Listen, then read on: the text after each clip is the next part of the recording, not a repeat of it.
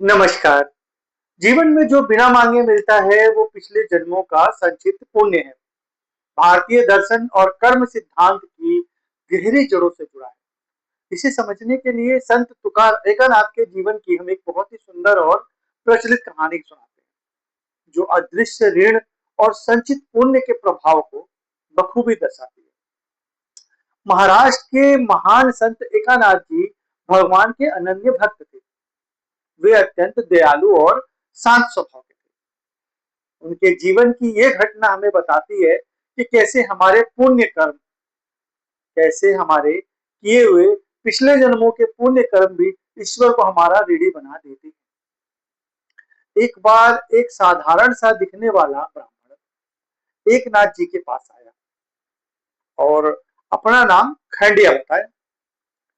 उसने कहा कि वो उनके घर के सारे काम और पूजा पाठ की तैयारी में उनकी मदद करना चाहता है। एक नाथ जी ने कहा कि उनके पास देने के लिए धन नहीं है, लेकिन खंडिया जी ने मुस्कुराते हुए कहा कि मुझे धन नहीं, बस आपका सानिध्य चाहिए।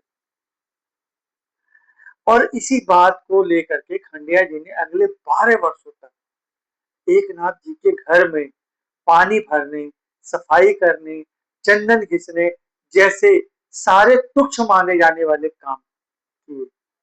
कोई लाव लपेट नहीं, कोई पश्चाताप नहीं। उन्होंने कभी कुछ नहीं मांगा, कभी शिकायत नहीं की।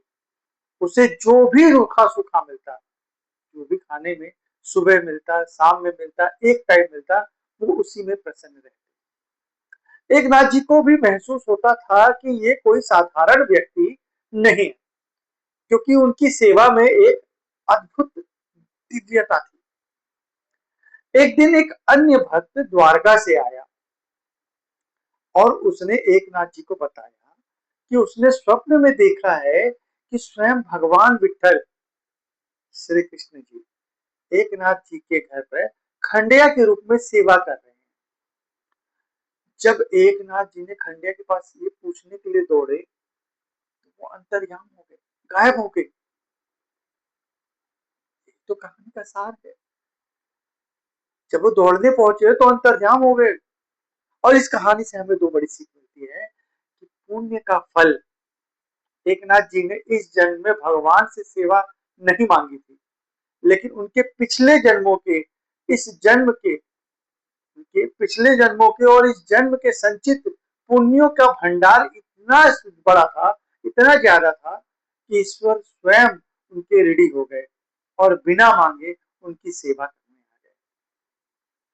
ब्रह्मांड में अदृश्य व्यवस्था नाम की कोई चीज है। ब्रह्मांड में कुछ भी मुफ्त नहीं है।